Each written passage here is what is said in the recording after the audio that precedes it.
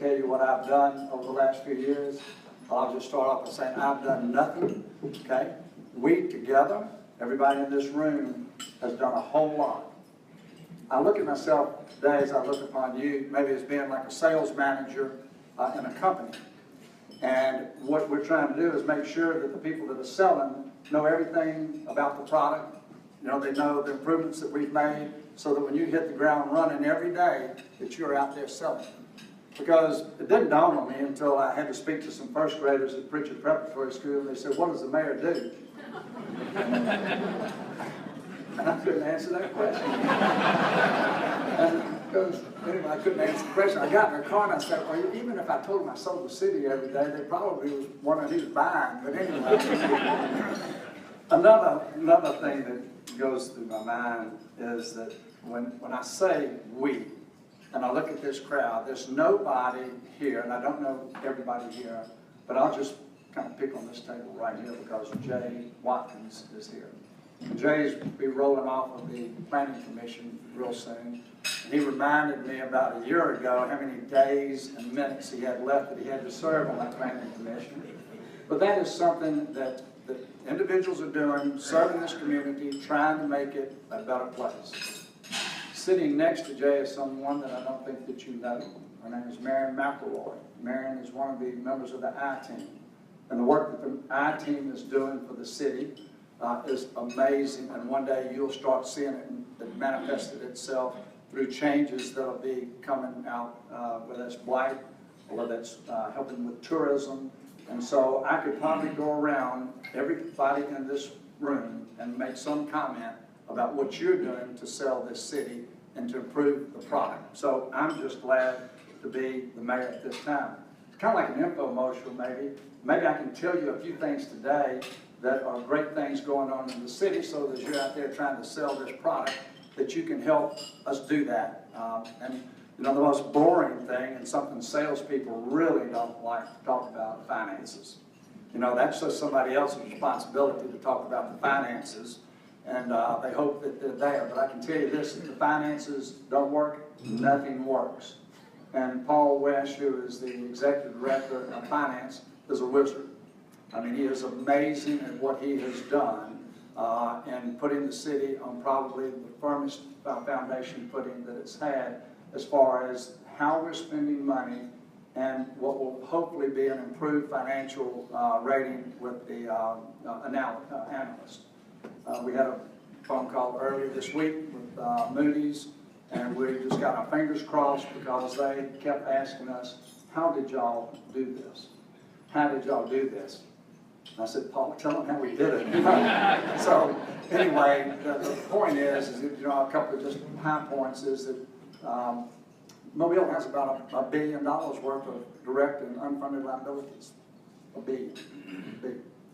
And in the last 3 years, we have paid down direct liabilities by $45 million, and at the same time reduced our indirect liabilities by $100 million.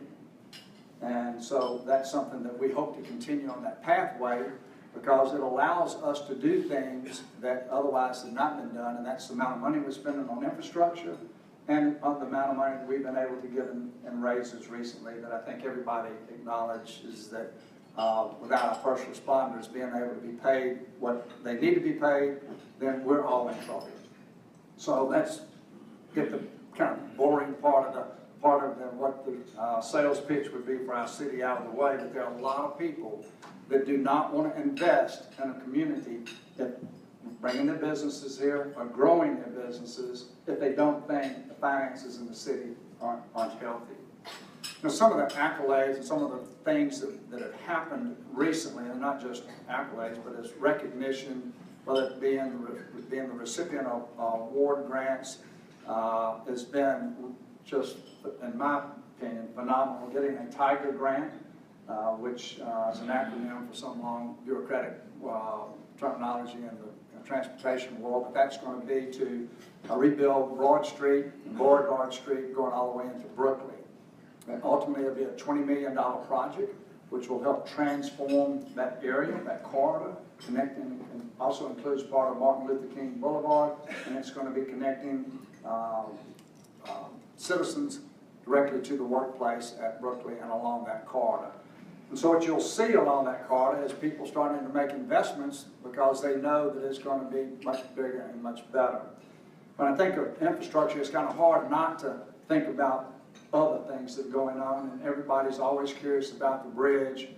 And so you'll have to ask Thompson Engineering, since they're all right here, we're on the bridge. But I can say this, that tremendous progress has been made in the last year on really making this thing going to happen in our lifetime, okay? And I say that kind of maybe in a kidding way, but I'm very serious. The working relationship that's been developed with AlDOT and Al Thompson is working with them is very gratifying, because you can start seeing that it's really starting to come together. And I'm hopeful in the first quarter of next year there'll be some better news and something more finite that can be announced. The battle that we had over the PEP money is kind of a sad situation, but ultimately, even though it's consolation to think that Highway 98 may be completed between here and Mississippi, I guess you could say it's better than nothing, but it's certainly not what we think was deserving of our community. Water Street, I hope that in this next few months that you'll start seeing some changes in the signalization. There are a couple of things that are happening that have delayed it. One is that AlDOT's getting ready to rebuild one of our overpasses on I-65, which is going to mean a lot more traffic is going to come through downtown. And the last thing we want to do is narrow the lanes and create a bottleneck, and everybody say, well, I knew it wasn't going to work, Mayor Stimpson. But the hope is once that bridge is completed, rebuilt, and that traffic is not going to be diverted downtown, you'll start seeing something, on Water Street. When I think about why maybe we haven't accomplished more than what has been accomplished, it comes back to having the capacity to do something, having the people in place, that are trained and understand the process.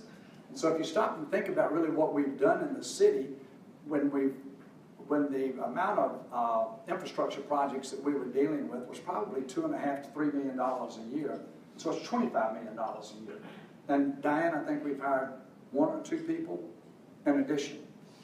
Well, think about that in your company. What the strain that it puts on your company. And so, because we have these great things happening with this Tiger Grant and these other things, it does stretch us to the point where we're not quite as productive as you would hope that we are.